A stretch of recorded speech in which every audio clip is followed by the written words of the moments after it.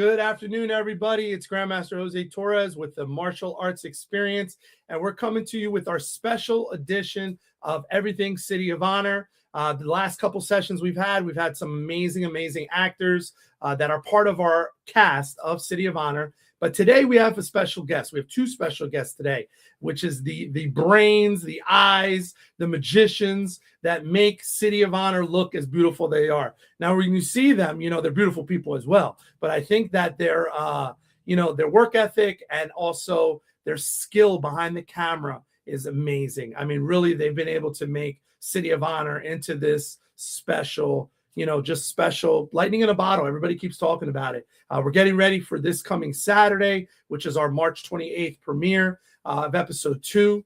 So again, tickets are still available. I think we're approaching, though, the second sellout for the second portion of the tickets. So before I bring them on, for those of you that have not seen the teaser yet, I'm going to play the teaser so you guys can see exactly what's happening for episode 2, and then I'm going to bring our special guests on. So here we go.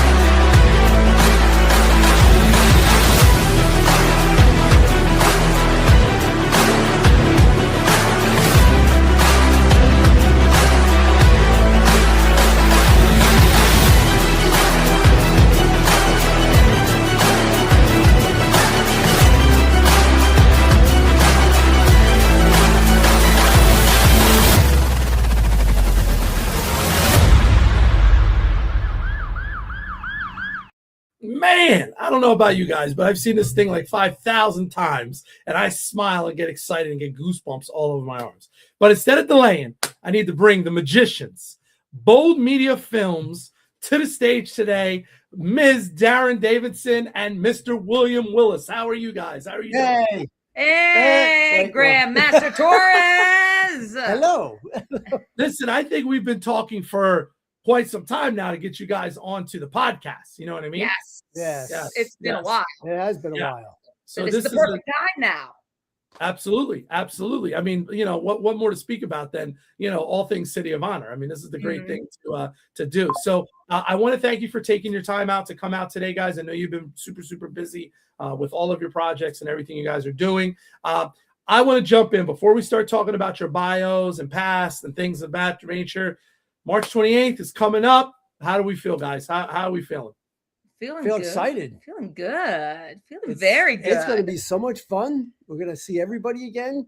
It's going to be packed. Yeah. I mean, I'm loving it. I mean, I was just with some people the other day, and they're like, congratulations on the next premiere and stuff. So it's getting good vibes, good buzz kind of happening. So I'm excited and very pleased with this happening again, man. We thought this was the one time we did it for the premiere. And then coming back for the second one feels just as good. So loving it. It's crazy, the energy. And it's funny because, people did and did not know. And I talked about this with Lawrence last night on the show is we actually sold out the first section of tickets at 8 a.m. yesterday because we had it set up. And I was locked out of Facebook, so I couldn't post. Yeah. It kept saying like error and this other thing. And I was like, oh my God. And Tara had reached out. We're going to talk about this tomorrow. Tara's like, I need tickets. You know what I mean? So it was really cool. But, we reloaded. I mean, we put like another 100 or 75 in there. And I think we only have another 20 left. So that's really sick. Yeah. That is sick, man. That's awesome. And I think as filmmakers, right, and producers and creatives, you guys, again, the people think maybe we are egotistical, but we're not. We still are insecure. Like you're hoping, are people going to come, right? Are people going to say it? Yeah. I mean, we've been on a couple sets and we've been talking about City of Honor, either sending them the Tubi link, or we're telling like, hey, if you're available Saturday, and they're like, oh, let me know about the link. I'd love to come down and support and stuff. So like, that sounds great. That's fantastic. All this sounds fantastic. Yeah. So make sure. So forever, because we already got people watching. We have somebody commented. Let's see. Who commented? commented? Let's see here. Who the hell these Commented people? on this. Who the hell these people that are talking to Grandmaster Torres? Yes. Oh, Duarte's. We love them. They just the best people right there. Yep. Love them. Good peeps. Yep. Duarte's Yeah, are awesome. Yes. And you know what's funny is we I was able to actually secure getting Amanda. So Amanda's going to be on the show on Friday. Cool. I was about to say, Awesome. where's baby Amanda? Yeah. Well, remember she's still in school, so baby Amanda's in. She's still getting that education. So she's not free like us. You know what I mean? Yeah. And then we added DA Andrew Shannon. So we're gonna do a double whammy tomorrow. So we're gonna have Tara at 12, and then we're gonna have Shannon at 4:30. So nice. We're really, really excited to get the principal. So, and again, lightning in a bottle. I mean, people are talking, people are going to come out and support. So what does a project like this mean to Bold Media Films in the hierarchy of things, right? Because you guys are doing so many different things. You guys just finished your successful 37-hour challenge. I mean, you guys do a lot of things, it's not like you're like, oh, this is our only thing. So, what does a project like this, mean to your company? You know what I mean?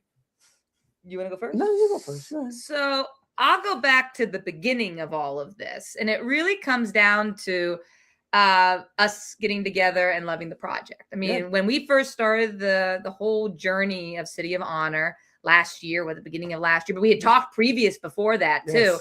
And it was just the project. The project was the thing that called to us. And it was a whole, well, let's see. This sounds like doing a cop drama, an indie cop drama with a diverse cast, and let's try to do something different and see if people respond to it. That was like the main thing of just like loving the project first and foremost, and then seeing how it's grown and being just friggin' pleased that, that is something that people want to see and people are gravitating towards. So for us as a company, for us as a people, as filmmakers, it was gratifying to just be a part of something and starting to make something happen from nothing. And it's shocking how fast it happened. And how shocking it moved, how quickly it moved. And then as a company, just being able to be like, yeah, we have a TV show. Yeah. And you can stream it, and you can watch it over here, and you can watch it over here, and you're like, how many platforms are you on? We're like on 5 or 6 of them, and like that's cool. And that shows everybody's talents, everyone's hardworking, and just some small bragging rights in a nice way, and just being like, that's really cool to have, and it's responding and people responding to it positively. Yeah, that's on my end. That about sums it up. I mean, when we first read the script, we were like, wow, this is really good. Yeah. We really want to be a part of this. And you were like, well, I don't know if I have all the people. And we're like, well, we got some people we could send you. Mm-hmm. And then it just like it was because everything was right there at the right time. Yeah. And it just happened. Mm-hmm. So it was good. It was fun. Mm-hmm. Both episodes were fun to shoot. Mm-hmm. Soon will be the 3rd episode. So it'll be 8 seasons. I heard 8 seasons. Yeah, I heard 8 seasons. 8 seasons. Yeah, I heard 8 seasons. I didn't say that. Somebody did. Remember? I thought I heard something yesterday. He said, I don't know. We got 8 seasons are lined up. Yeah. So funny. Yeah. I do get random text messages from random cast members that are like, hey, right? And then sometimes I'm just like, oh yeah, well, season 10, we're gonna have explosion. You know what I mean? Because remember, Bill, right? We've been talking to John Ostino. We're trying to get a helicopter. You know what I mean? Yeah, we need the helicopter. We need the boat. Yeah. Got to get to the range. Yeah, it'll be, and that's all. What's season 2 or 3? Exactly. Yeah. We have plenty more. Well, let's talk. And what's funny, because we can't. And I talked earlier with Lawrence before he came on live last night. Was we can't give too much away, right? We want people to be excited about the premiere and what's happening. But from a production standpoint, the locations and things that are nuggets that are part of this. I mean, and I said it last night. And I even said it earlier. I said, we're putting as a group here, as a family, we're putting Netflix, we're putting Hulu, we're putting everybody on notice because we have things that they don't have. That's a fact. And I've been binging some of the shows and some things. I mean, we've been very blessed to have access to the things that we've had. And I don't think that's by chance. I think that's the good synergy of the family and, you guys and both, just everything. It's like Bill said, it's just everything presenting itself when it's supposed to happen. You know what I mean? You know, because we could have never, nobody could ever thought like, oh my God, when we talked a year and a half ago that we were going to have X, Y, and Z. You know what I mean? It moves. You know, it's moving. It's like a organism. You know. Yeah, people believing in us, people believing in the project, and stuff suddenly presents itself because they want to help, or they want to be a part of something that looks like it's moving, and it's clearly moving. So, like you brought up something really cool, Jose, is that compared from episode 1 to this one, the production value in the locations, the look of it are radically different, and like the most beautiful way imaginable. It's like radically amazing. Like people are going to go, whoa, how the hell did they get those locations? I think we went, how the hell did we get those locations? Yeah, no, it's one of those things where it's just like the locations just add so much more than what we had before. And what we had before was impressive, but now it's like double so. So that's even better. Like we upped our game for the next episode. And each show will improve right on itself. Yeah, so, totally. Yeah, it's keep building because people are going to see what we're doing, and then they're going to keep on going. Sure, you could use my location. Yeah. Hey, can we use your helicopter? Well, and in season 32, we'll do a tank and a submarine, probably. You know what I mean? It'll be like Fast and Furious. Wow, I'm going to be like 114. Well, it's like Fast and Furious, right? They go insane. It's the same shit. It's the same thing, right? Like, we need to go to space now. I was just going to say, so when is City of Honor in space? Detective Dante Perez. I'm going to the moon. I have a new episode. Oh, yeah. Detective Perez saves us from a meteor, and they has to go on a rocket ship. I got this. Season 12. We got this. Oh, well, then you get. I said season 32. You said season 12. Well, Leandro just commented. He said, "Hey guys, we have the best crew." So that's his heart to you guys. Yep. That's everybody that we bring in. That's everybody. We have us. We have Ryan. Ryan's a great people. Ed comes in, helps. Ed. Jamie's fantastic. I mean, we have a little crew of people that come and help us and stuff. And it's full of people full of heart and love and just wanting to make this thing, come off the ground and stuff. Yeah. So it's just fantastic.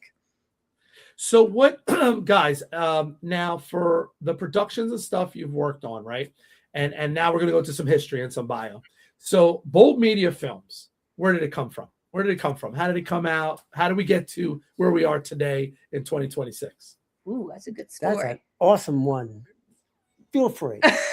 You just like me being the mouth of I do, because I'm just the eye candy. Okay. So in essence, Bold Media Films came out right after the pandemic. So William and I have been working together for now 10 years, if not a little bit longer. Working on our own projects with each other, bringing each other into different atmospheres, different projects, and starting out on little shorts, like 3-minute shorts and stuff like that. So then after the pandemic happened, this is like 2022. 2022. Yeah. And we decided we're going to make our own production company. We're going to go full steam ahead. We get along with each other. We work really well with each other. We're on the same page with each other for most stuff. So it's like, and everybody loves us on set. Very modest. For the sense of humor. We're extraordinarily modest as well. Very modest. We have a lot of talent. We're trying to do a bio, William. Sorry. So that's where it started from. And then we're like, you know what? We're just going to actually do it. Start our own LLC and see if we can make this bad boy work. Yep. And then it's just been going on for 3 years since then. But bios behind that, we also started this part-time, and then we both lost our full-time jobs. Yes. So we started to do this full-time. Yeah, full-time filmmakers. But previous to that, I was a former film school teacher at NJ Film School in New Providence, New Jersey. Small plug-in for the feature film The Strange Dark as well, coming out on March 30th, DVDs and Blu-rays. Sorry, had to do a small plug. Soon out on Tubi. It's already on some streaming stuff, so check out The Strange Dark. Anyway, so William and I were both a part of that, but so I was a teacher, taught filmmaking for 8 years, middle school and high schoolers, went to school for post-production work. I'm an editor. I love editing work. But being a teacher, I had to learn about a lot of things on sets and stuff that goes pre-production and production stuff. So I started becoming a little jack of all trades. But my main job is editor, which I enjoy and heavily enjoy for City of Honor. Jose gives me some juicy stuff to work with and putting the pieces together. So my main thing is editing. But then now to you personally. Well, my main thing, I was working for a copier place for years as in the IT department, then got laid off from that when they ran out of money. And putting things on blast. Yeah, okay, well, all right. Yeah, I'm just saying. I'm just going. And then just started to do this full time. And my main thing is behind the camera. I'm mainly the DP. So I like to work the camera, like to make everybody look nice. Yes. So, though, if I must say, you don't. I must say, I believe Grandmaster Torres seems to love a certain somebody behind the camera for himself. Certain somebody. All right. This is a little hint. When you see Master Torres fighting in the show, I let somebody behind the camera and I direct that part because somebody by the name of Master Torres likes the way he looks when someone shoots her in action. Yes. I make everybody else look nice. Just talk to Marcus, talk to Felix, talk to Tara, talk to Lawrence. But I got the touch for Grandmaster Well, Torres. because I don't know. I think it's the fade. I got the touch. It happens. These things. Yeah. Listen, sometimes it's kind of like, these connections that happen. It's a wave of things that you just can't explain. It just happens. It's like a pinch of salt versus a punch of salt. You just got the feeling for it, and I don't know. But William, you are magical. You are magical. I'm magical for everybody else except you. She's your magician.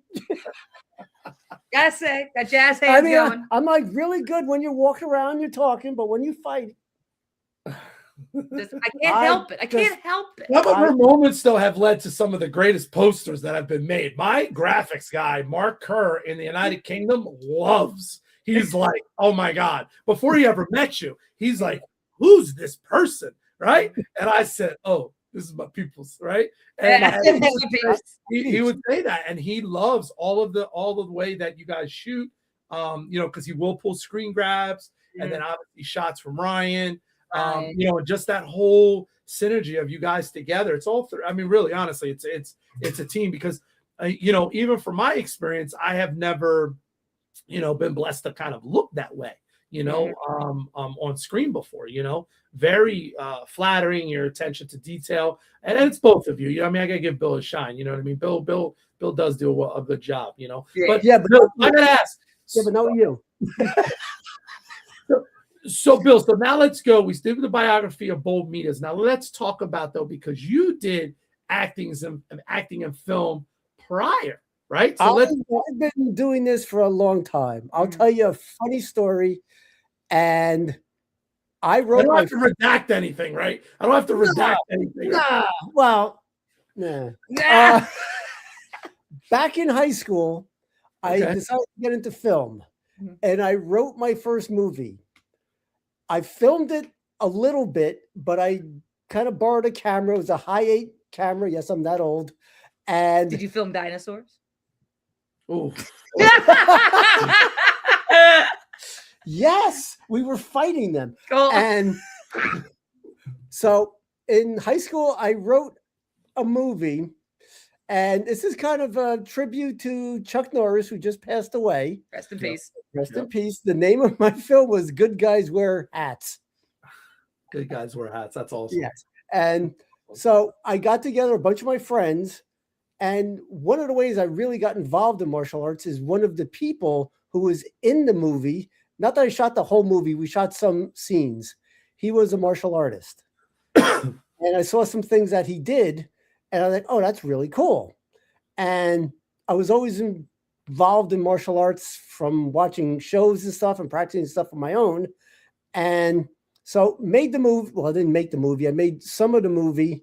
And then, it's high school. So, you have dates in life and sports and Yeah. and then kind of put it off to the side because life got involved. And then I picked it up again when I was in my late 20s. Mhm. And then I started to get back into it. I bought a camera, started to work with some people, made some films I won't talk about. And then I just kept on moving on. So Right.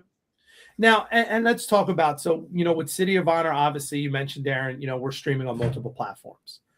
You guys know as creative how hard that is, right? Like number one, there's great projects that are out there and they don't see the light of day. Number one. Mm-hmm.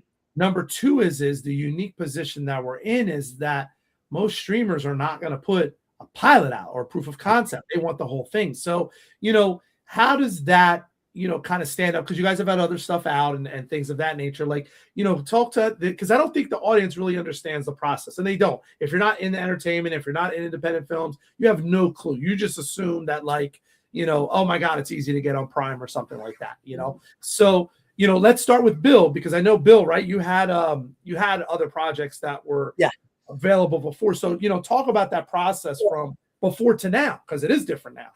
One of the biggest things that you want to do as a filmmaker, especially if you write, is you want to write for what you have. Mm-hmm. I never really thought about that when I was first writing stuff or working with a lot of other filmmakers and stuff, was that, you had people going, oh, I got this house and I got this building.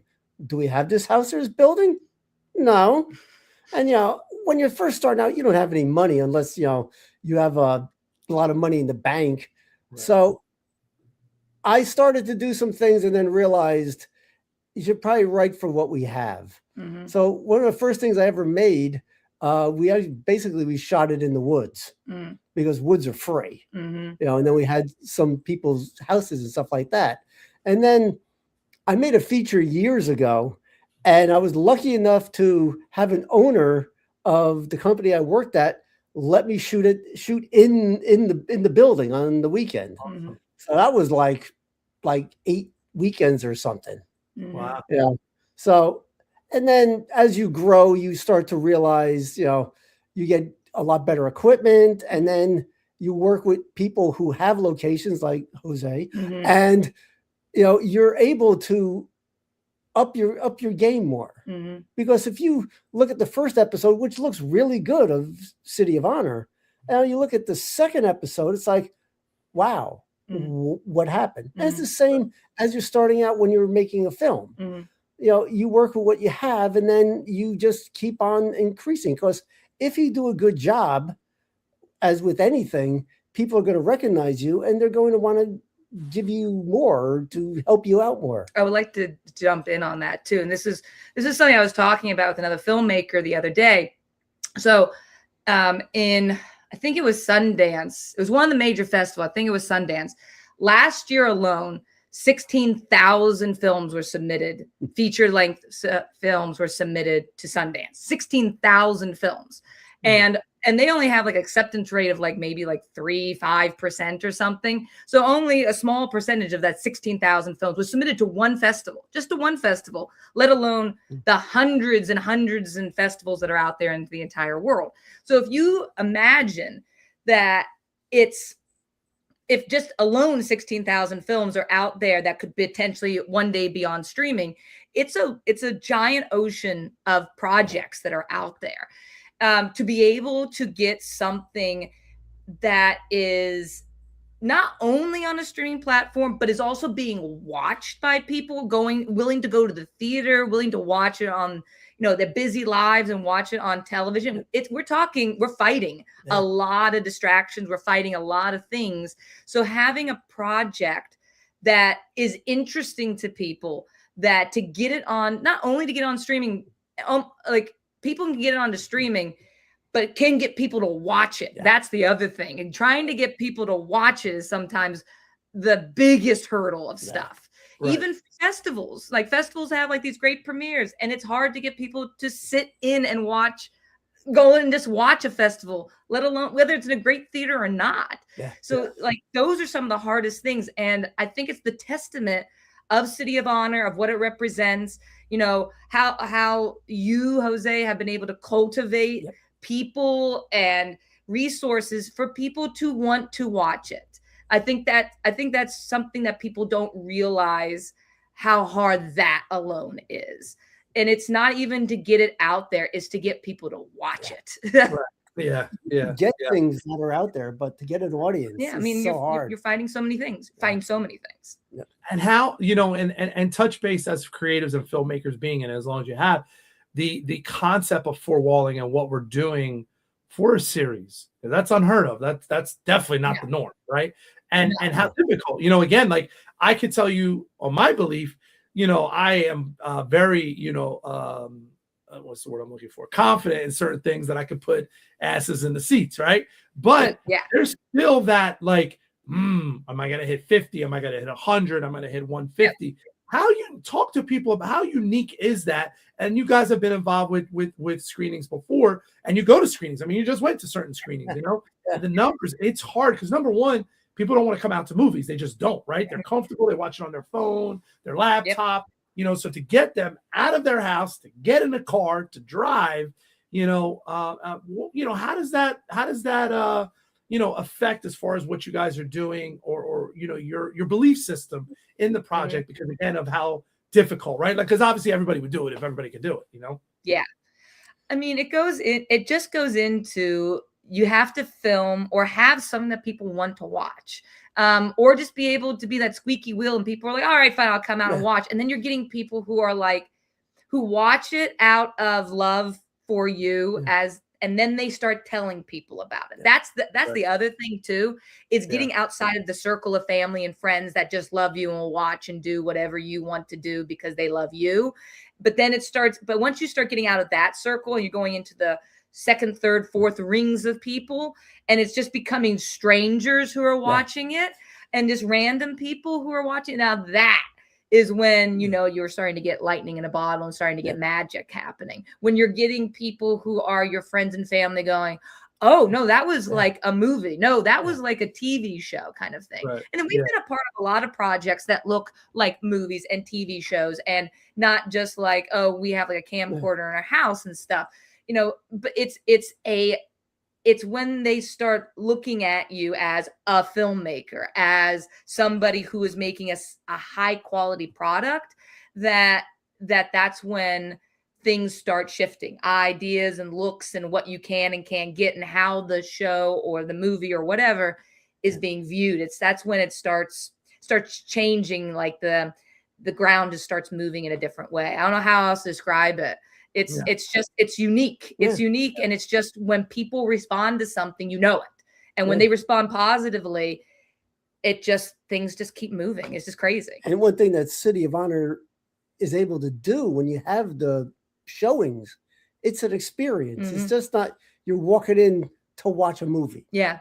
It's more than that. You're meeting the people who are behind it. And I also feel that going to a movie is a lot better than watching something on your phone. Yeah, it's experience. Going to a theater is so much fun. Yeah, it's experience. It's what we all grew up in and what we all associate as a movie or something. Right.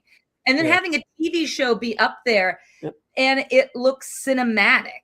That's another thing too, of having something that is worthy of being on a big screen, not just your 65 inch, but on a big screen too, is like, that's impressive. That's, that makes us as filmmakers very proud of the work that we do. Yeah. That's awesome. And it's funny because again, and the industry as far as theaters, right? Because obviously we're connected with Regal and stuff, they're paying attention. They're seeing what's happening, which is why the opportunity keeps being happening again.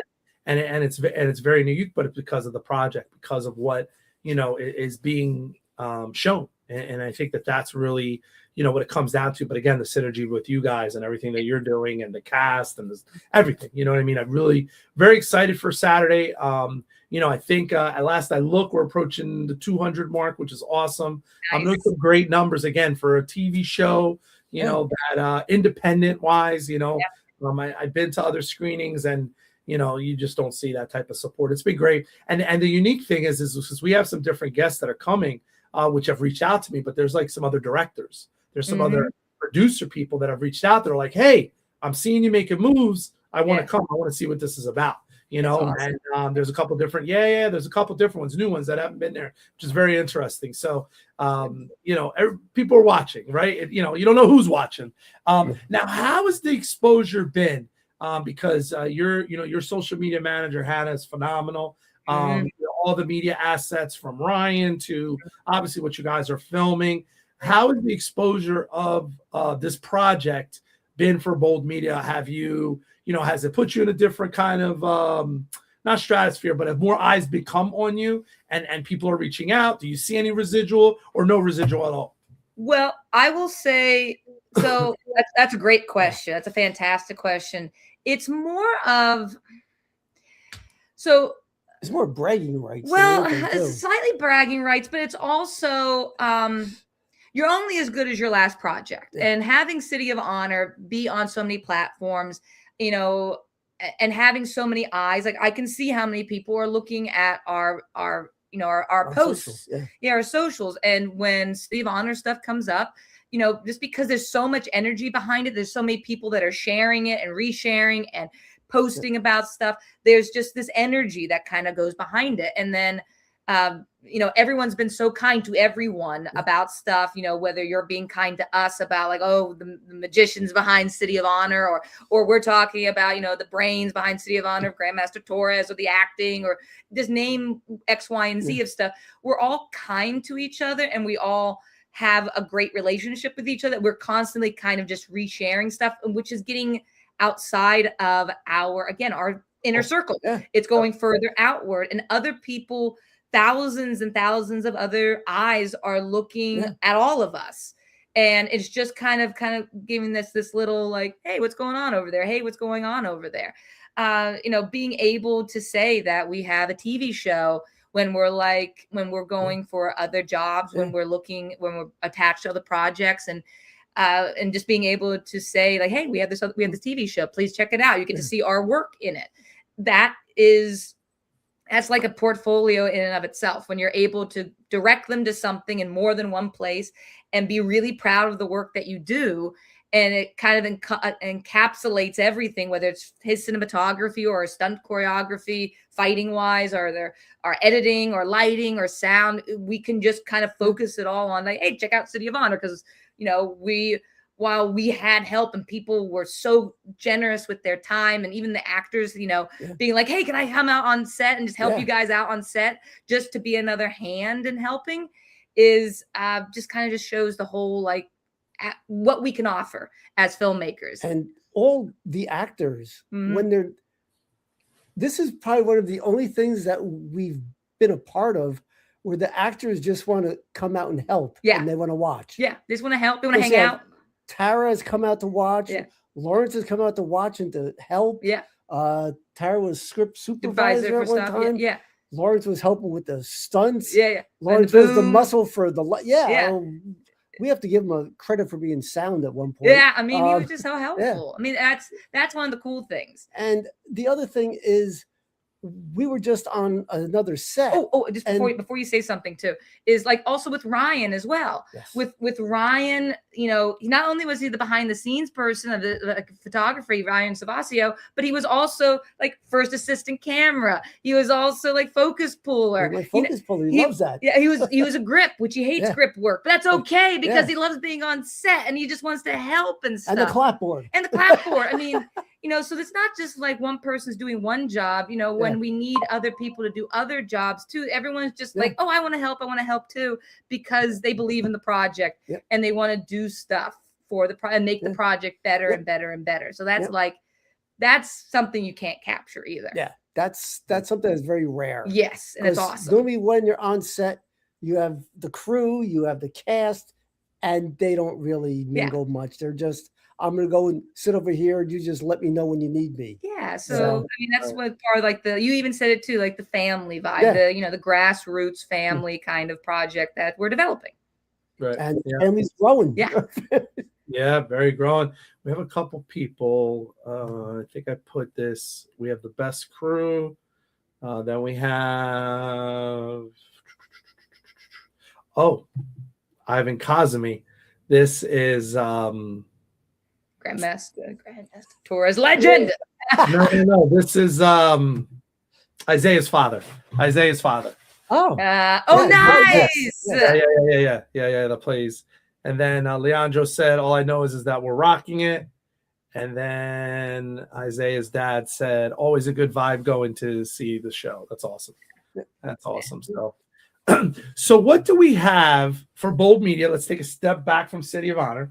What do we have moving forward? What do we have on the slate in the near future? There's nothing besides City of Honor. No. Good answer, Bill. This was an interview. This is for the thing. I'm glad you did that. Thanks for paying attention. We got 12 seasons. I thought 37. Well, I we said got 22, but all right, contract. fine. Yeah, we have to do a new contract past season 12. So there are a couple things, like I said, I did like stuff that's coming out, like that you can't talk about. There's some things There's we can't. There's something we can and can't talk about. Like we have Bold Media projects that people have been generous enough. Like we've been brought onto projects as just crew members, but then we help out. And then they offer us, like a producing credit as well. So we have a couple projects that are coming out. Like I said, like a quick little shout out was The Strange Dark. It was a passion project of Chris Massinios, who is my boss at NJ Film School at the time. He's doing other things now. And his Blu-ray's coming out at the end of the month. Super fun sci-fi stuff. Like I'm an editor. I have Brick City, which is a feature film that I edited that's coming out like the summer of this year. We just did a short film that's coming out in the fall. A few short films. I was thinking the one that we just did, Take Me Out, where we're sound designers or the production sound for it. And a horror film that's coming out hopefully in the next couple of months. Don't Break the Circle, where we were the producers and the crew for it. So we're all the way around. We're all over. And then My Heart Beats in Neon. My Heart Beats in Neon is coming out, which is a super fun drama that we did here in Brick, New Jersey.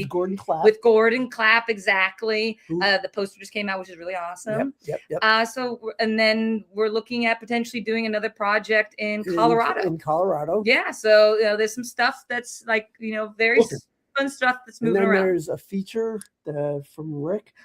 Oh yeah, there's a feature from Rick. Oh, there's also another feature of Galaxy 4. Yep, there's Galaxy 4 that is coming out. So we're all over the map. Yes, we're all over the map.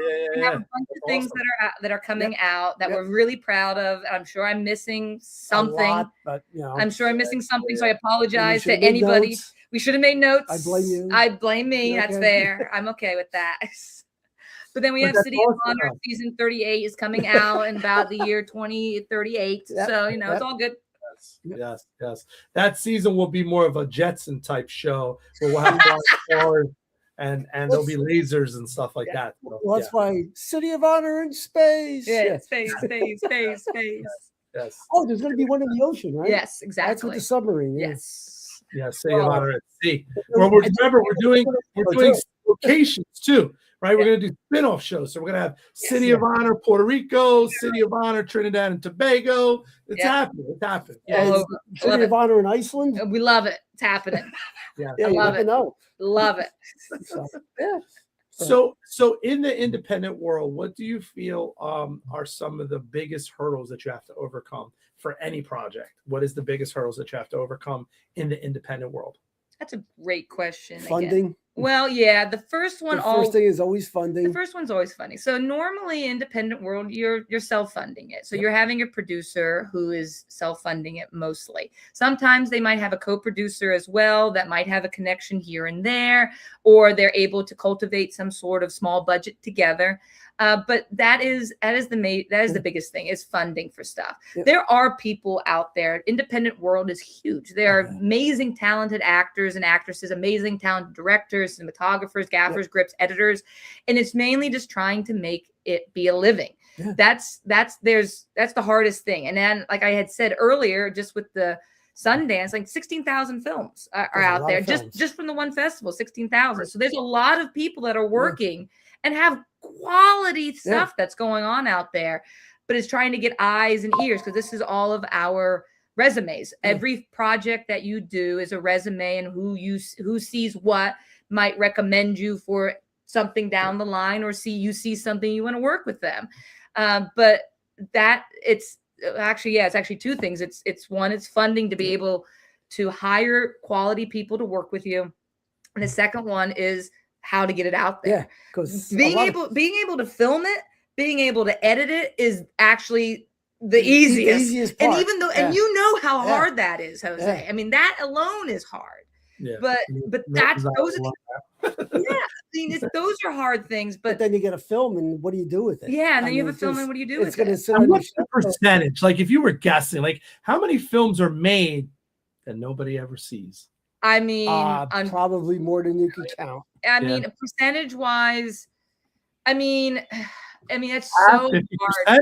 The divorce rate, 50% or more than the divorce rate? It's probably more than that. It's probably more. I hate to put a number because I don't think I'm right, but it's also like depressing if I think about it. But it's depressing if you think, because again, too, like YouTube is a huge thing. People make short, like there are tons of people who make feature-length films, short films, and they put them onto YouTube to get revenue off of YouTube as well. So there's an avenue where it's the YouTube distribution center, there's the feature film distribution, there's just also just the streaming part as well. And all three of them have their place, and all three of them can get you somewhere, but you're fighting against millions, tens of millions of people at the same time. So it's hard. I mean, there's some films that are like, oh my God, it has like 1 million views on YouTube. I've never heard of it. You've never heard of it, but 1 million people have watched it. We have a short that's on YouTube that has almost 60,000 views. Yeah.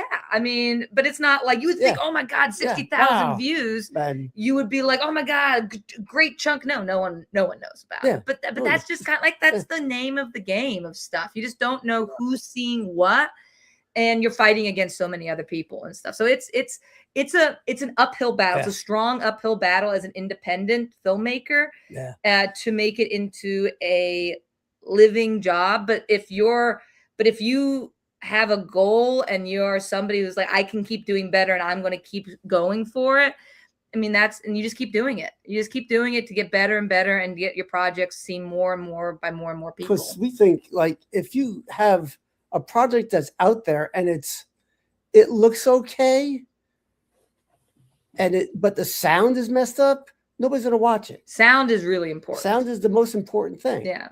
So you could shoot some on a cell phone and you could get it up there. But if you're using the mic on the cell phone, nobody's going to watch it. Yeah, you need good audio. Because you have watched things, I'm sure, that you're sitting there going, huh? Yeah.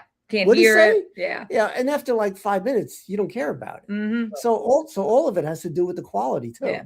Yeah. I've always thought that there are a lot of things like talented filmmakers all over the place, but there are two places that are unforgiving for audience members. And one is story. If your story is really good, people will forgive a lot of things because they're interested in the story. But piggybacking off of that story, you also need to hear the story. So if your audio sucks, no one can hear your good story and no one will watch. You cursed. I did. It said it sucked. I did. I said it twice. Oh. So you need to have your, like, those are like the core of getting your foot into, I think, a door, or at least getting it to be taken seriously, especially if you're a new filmmaker. You need a good story and you need to hear your good story. And then everything else can be forgiven and you can work on it and you're working with different people. Or if you're doing it yourself, you just get better and better at it. Those are like, that's where I would say is like some of the biggest hurdles. Yeah. Plus, I mean, even though we think that episode 1 looks really good, you look at episode 2 and it's brought up a notch. Yeah. And why is that? Yeah. Did our lighting change? We have the same camera. We have the same lights. We have the same sound.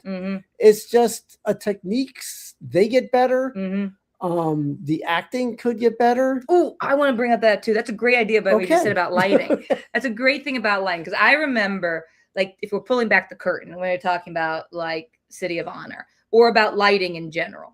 So like, I remember when we were first doing the first day, the first day. But I remember when we were doing the whole first episode of City of Honor. And one of the things that, William and I were working strongly on is trying to get a look for it. And the look for a film comes, part from the camera, because William, like getting the cinematography right, getting the look of it. But a bigger part is the lighting, of getting the lighting to look the way you want to do. Like a comedy, drama, sci-fi, horror, all of them have different lighting techniques. So it was not a struggle, but it was trying to find the right learning experience. Yeah, it was a learning experience, trying to find the right lighting for a City of Honor. And it was a lot of it was play, look at it. Oh, I like this part, but I don't like that part. Try again. The next day we would film, we'd tweak the lighting some more. Guess every location's different. We're filming outside, we're filming inside, we're filming in a barn that had, not a lot of working, outlets and stuff. So it's like, okay, so how are we going to do this lighting and like trying to figure stuff out. So a lot of it was figuring out the look of City of Honor. And I think by the end of it, we had a very strong feeling of it. And then when we come into episode 2, we were able, I'm not going to brag and say nailed it, but I will say that we finally got a look for the show. That we're able to then make better from it. Get a general look on how to light it. Then you rinse and repeat it and give tweaks to accent things, to highlight certain characters, to highlight backgrounds, moods and stuff. But that is sometimes the hardest thing, is trying to get, when you hired us, Jose, it was our job to make your project look good. And you had no idea what to expect. Yeah. And it was just your work. You worked with Jim Towns before, and Jim is amazing, but then you're working with a totally different crew. And then it was our job to make you look good and make your project look awesome and look different from Killer X. Right. We needed it. We didn't want it to be like we copied it. We needed it to be different because this was a different project. Yeah. Right. So it's figuring out techniques, camera techniques, lighting techniques to make it look different, and yet part of your universe of projects. You know what I mean, man? Right. Yeah, absolutely. A lot different than what your first movie was. Yes. Yeah. But also like, it's still Jose, and he's like still marketing it, and it's still like his project, but different, like that kind of stuff. Yep. Yeah. Do you feel that, did City of Honor put you guys in a specific position as well to kind of change your methodology and the way you did things, right? Because looking at some of your previous projects to this and how it looks, right? Like you said, City of Honor has a look that you guys have created. So I don't want to say leveling up, but it did, like, you know what I mean? You kind of like, it looks sexy as hell. Like, you know what I mean? Like, I don't know how to say it, but like it looks cinematic. It looks eye-catching. It looks like the lightning in the bottle is, again, because of the strong lead that you have that's commanding the show. Yeah, Lawrence is amazing. You know what I mean? You gotta say what it is, but the look of, those are all great side characters. But listen, the thing is the look that you guys have given it, you know what I mean? When somebody sees it, it is an oh shit moment. It is like, oh, what's this? Right. And again, the comments that I've gotten is, again, oh, where's that streaming? Is that on Hulu? Is that on this? And it's funny. No, it's on Apple TV. It's on this, it's on that. It looks as good as what that industry standard is now, in my opinion, and I've heard this from other people. It's not just me tooting horns, but again, do you feel like it, you know what I mean? Like what kind of engaged you to be like, you know what, this is what we got to do. Right. Because something had to click with you guys to be like, this is what it's got to look like. I will say that's a great question. It's actually a really hard question because, William and I, every time we do a project, everything that we see, we criticize. We're the hardest critics to our own work. Everything we do, we could always improve on whatever we do. Yes. So everything that we ever look at, whether it comes to cinematography, the lighting, the sound, the editing, is I could have done that better. Or you would say the same thing for yours. Like, we could do that better. We could do that better. So when it goes into every project that we do, depending, like with City of Honor, it's a crime drama. So we're doing a crime drama with some sprinkling in of personal dramas coming in. So we needed to have a look for it that fit the tone that was the episode. So we did a lot of research. We're looking at lighting designs. We're looking at camera. We're looking at shows that are similar, but not as awesome as ours, of course, and trying to get a look to being like and analyzing stuff. So with City of Honor, especially the second episode, we had said before the very first day that we were going to push ourselves and make it look better than the first one. We now have like the base of the first episode. How can we improve it and go up, not a notch, but a couple notches for the second episode for it? And I would say that's with any job that we do. Like, with Galaxy 4, I was the AD for a feature film. There were things that I liked that I did on it. And I got feedback from people who would say, oh, I like what you did, but could you actually do this instead? So that the next time I did AD work for My Heart Beats in Neon, I improved from it and I added more things for it. And it's like, and the same goes for when you were doing your DP work and you're gaffing and gripping. Right. I was a grip on a commercial, on a music video. I learned so much. Yeah, I mean, we're always learning. And so we're always embracing new things and other people that like things that we observe that we go, I like that, but I don't like that. So with City of Honor, I don't want to downplay other projects that we've done. I would say everything that we do is a learning experience, and we try to improve everything that we do. Every project that we do, we're improving upon the project that came before, so that the next project is even better and better. That's our philosophy. That's at least my philosophy. I won't speak for you. Well, I mean, we just did the 37-hour challenge, and our film had a certain look. And I credit that to the experience that we had on City of Honor. Agreed. I agree. Awesome. Wow.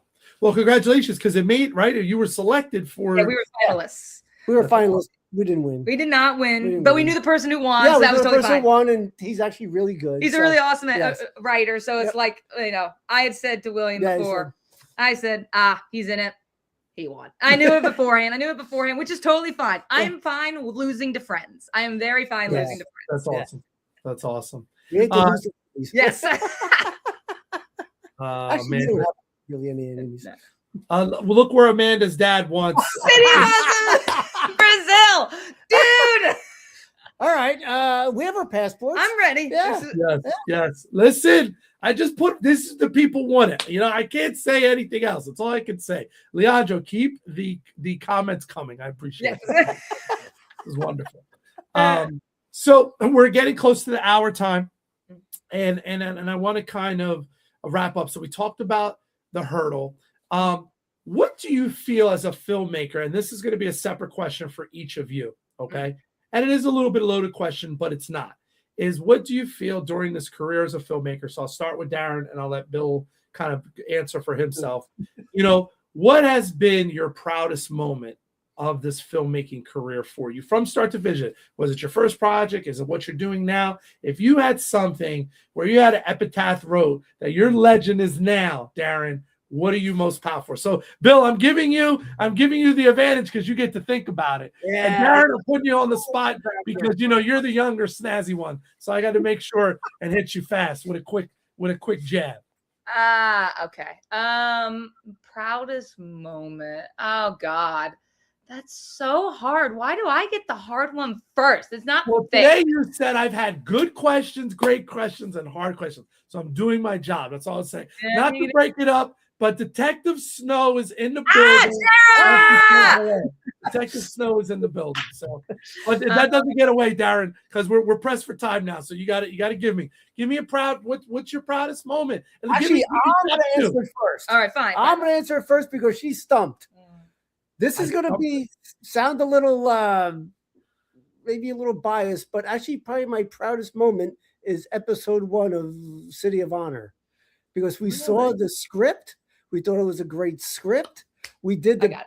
I'm not done. I'm sorry. And we did the best we could, and we saw it in a movie theater. There is nothing like seeing your own work in a movie theater.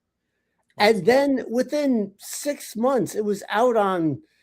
It was out on. What was it on first? Awesome. It was on Fawcett first. Then it dropped Prime. Then it went to Prime. Then it went to Apple, and then it went to Tubi. Yep. And all that within a year. That's shocking. That's probably one of my proudest things.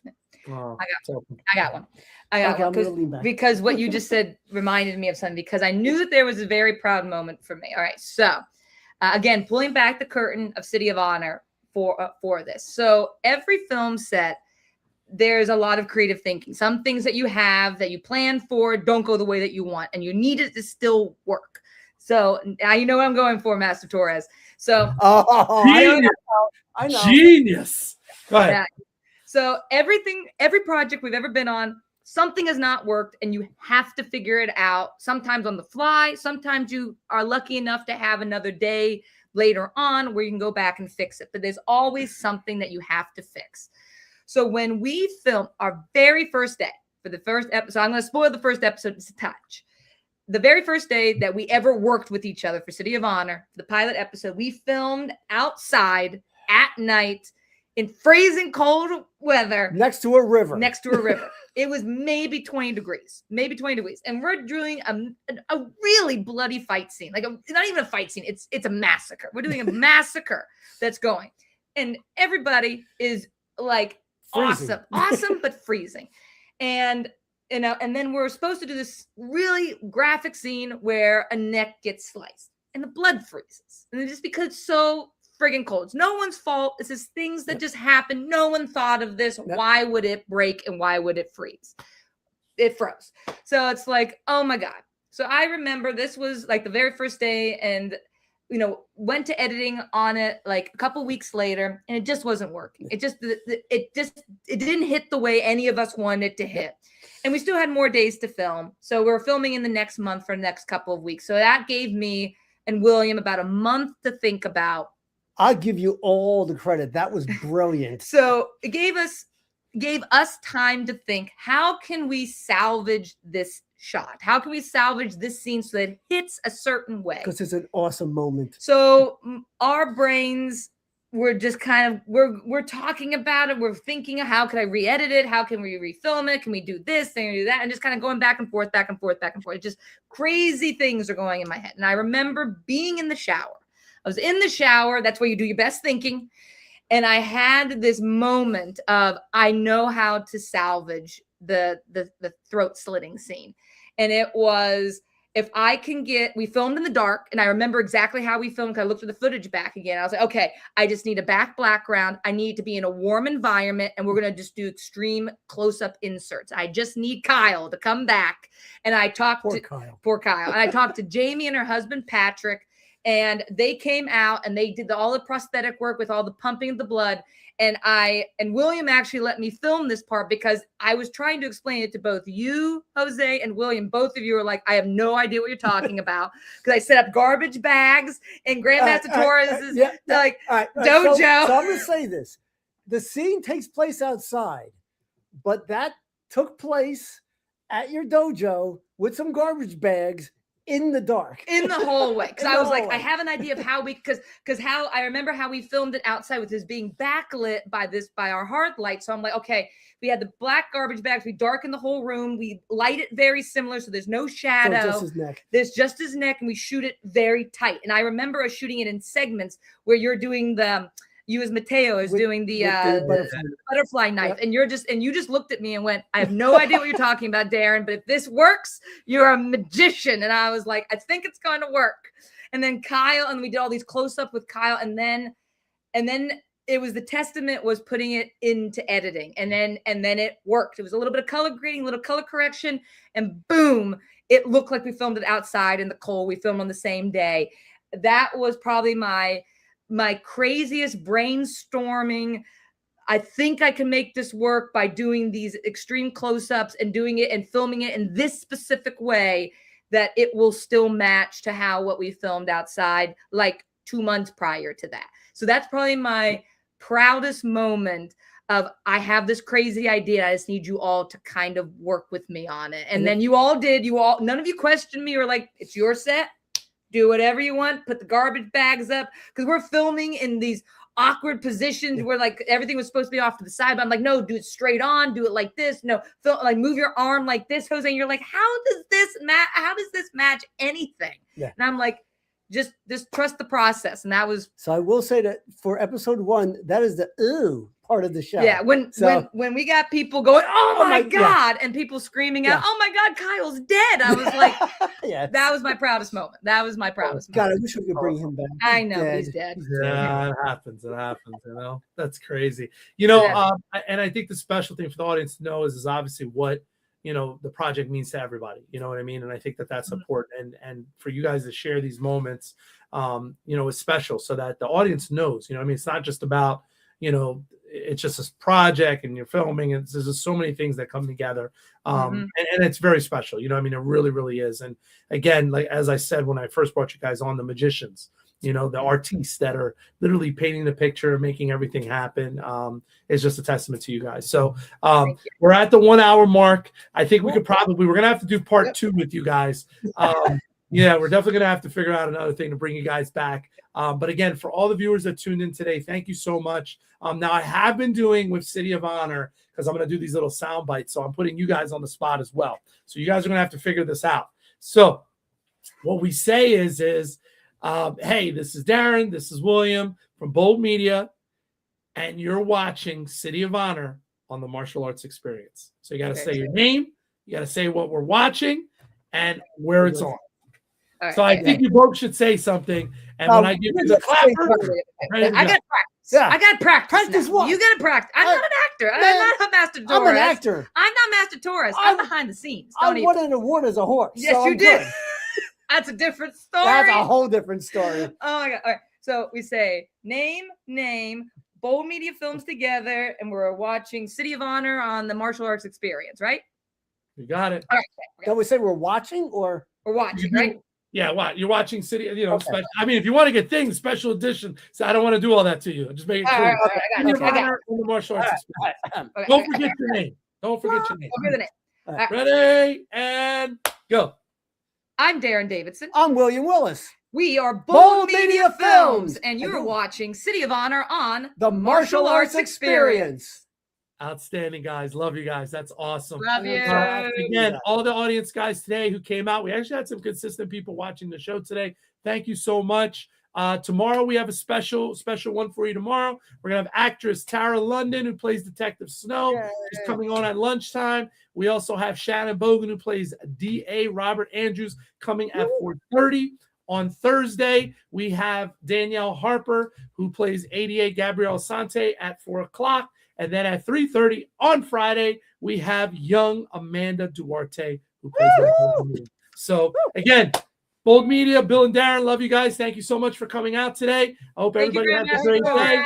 And we will catch you later tomorrow. Everybody have a great day. Bye-bye. Good night.